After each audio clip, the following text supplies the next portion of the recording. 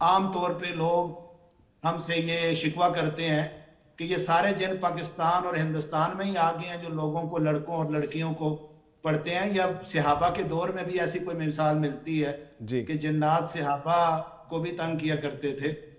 تو اس کی مثالیں تو میرے پاس حدیث کی روح سے بہت زیادہ ہیں، لیکن میں دو مثالیں، دو حدیثیں آپ کے سامنے پیش کرنا چاہوں گا، جی پلیز. ایک عورتوں کے حوالے سے اور ایک مردوں کے حوالے سے۔ حضرت عثمان بن ابی العاص رضی اللہ تعالی عنہ رسول اللہ صلی اللہ علیہ وسلم کے ایک صحابی تھے۔ رسول اللہ صلی اللہ علیہ وسلم نے اپنی زندگی میں انہیں طائف کا گورنر مقرر کیا۔ عثمان بن ابی العاص رضی اللہ تعالیٰ عنہ فرماتے ہیں کہ جب میں اپنی گورنری پہ گیا تو میرے اوپر ایک حالت ہو گئی جس سے میں پریشان ہونے لگا۔ وہ حالت کیا تھی کہ جب میں نماز کے لیے کھڑا ہوتا تو میرے اوپر وزن پڑ جاتا، جس طرح یہ بھائی بتا رہے تھے کہ میرے کندھے بھاری ہو جاتے ہیں۔ تو صحابی رسول فرماتے ہیں حضرت عثمان بن ابی العاص رضی اللہ تعالیٰ عنہ کہ میرا جسم بھاری ہو جاتا اور کوئی وزنی چیز میرے سامنے آ جاتی۔ اللہ اکبر۔ تو میں اس وجہ سے بہت پریشان تھا کہ میں نے طائف چھوڑا اور رسول اللہ صلی اللہ علیہ وسلم کی خدمت میں حاضر ہوا۔ آپ صلی اللہ علیہ وسلم نے مجھے دیکھتے ہی کہا، اے ابو العاص کے بیٹے، تجھے کس چیز نے مجبور کیا کہ تو اپنی گورنری کو چھوڑ کے مدینے میں پھر رہے ہو؟ تو ابو العاص رضی اللہ تعالیٰ عنہ فرماتے ہیں، اللہ کے رسول، میں ایک پریشانی میں ہوں اور اس پریشانی کی وجہ سے میں آپ کے پاس آیا ہوں۔ وہ پریشانی یہ ہے کہ جب میں نماز کے لیے کھڑا ہوتا ہوں تو میرے اوپر وزن پڑ جاتا ہے، پھر مجھے کچھ پتہ نہیں ہوتا کہ میں کیا کر رہا ہوں۔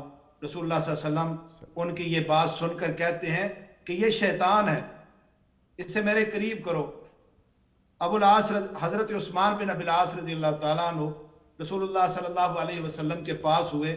آپ نے انہیں زمین پر پاؤں کے بل بٹھایا اور بٹھانے کے بعد آپ نے ان کے سینے پر اپنے ہاتھ سے 3 دفعہ مارا اور ان کے چہرے پہ تھدکارا، اور ساتھ اپنی زبان سے یہ الفاظ کے جو حدیث میں آتے ہیں، اخرج یا عدو اللہ، اخرج یا عدو اللہ، اخرج یا عدو اللہ، اے اللہ کے دشمن اس سے نکل جا۔ رسول اللہ صلی اللہ علیہ وسلم نے یہ عمل کیا تو صحابی حضرت عثمان بن ابی العاص کہتے ہیں کہ اللہ کی قسم مجھے اس کے بعد کبھی ایسی تکلیف نہیں ہوئی۔ دوسری مثال عورتوں کے حوالے سے جی کہ رسول اللہ صلی اللہ علیہ وسلم کے زمانہ میں ایک خاتون اللہ کے رسول صلی اللہ علیہ وسلم کی خدمت میں حاضر ہوئی اور آ کر کہنے لگی، اللہ کے رسول، مجھے دورے پڑتے ہیں اللہ اکبر، اور ان دوروں کی وجہ سے میں پریشان ہوں کہ میری بے پردگی ہوتی ہے۔ میں آپ کی خدمت میں حاضر ہوئی ہوں کہ آپ میرے لیے دعا کریں کہ میں ٹھیک ہو جاؤں۔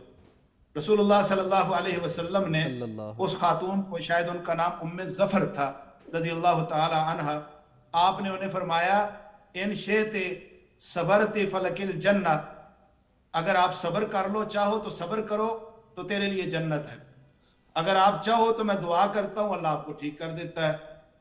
جب اس صحابیہ نے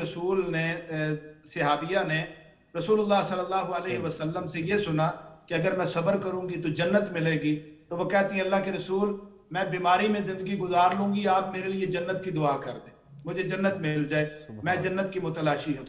تو آپ صلی اللہ علیہ وسلم سے کہنے لگی، بس ایک دعا ساتھ اور کر دیں کہ جب مجھے دورہ پڑے تو اس دورے کی حالت میں ننگی نہ ہوں، میری بے پردگی نہ ہو۔ اللہ اکبر۔ وہ خاتون ایسی تھیں کہ وہ بے ہوشگی اور دورے کی حالت میں بھی یہ خواہش کرتی ہیں کہ میری بے پردگی نہ ہو۔ مجھے آج عورتوں سے یہی شکوہ ہے کہ وہ زندہ سلامت چلتی پھرتی اپنے آپ کو بے پردہ پھر رہی ہیں۔ اللہ کے رسول صلی اللہ علیہ وسلم اس عورت کے لیے دعا کرتے ہیں۔ اور اس یہاں پر ایک بات حافظ ابن حجر العسقلانی رحمہ اللہ نے ذکر کی، وہ میں آپ کے سامنے ذکر کرنا چاہتا ہوں جی پلیز، کہ اس ام ظفر خاتون کو یہ جو دورے پڑتے تھے، یہ دورے جن کے سائے کی وجہ سے پڑتے تھے، نہ کہ انہیں کوئی ذہنی بیماری تھی۔ تو آپ کا سوال تھا کہ کیا صحابہ میں بھی جنات تکلیف دیتے تھے؟ تو یہ 2 مثالیں میں نے آپ کے سامنے دی، اس کے علاوہ اور کئی مثالیں ہیں، لیکن جو ہمارا جواب ہے یہاں پہ پورا ہوتا ہے، تو میں اسی پر اتفاق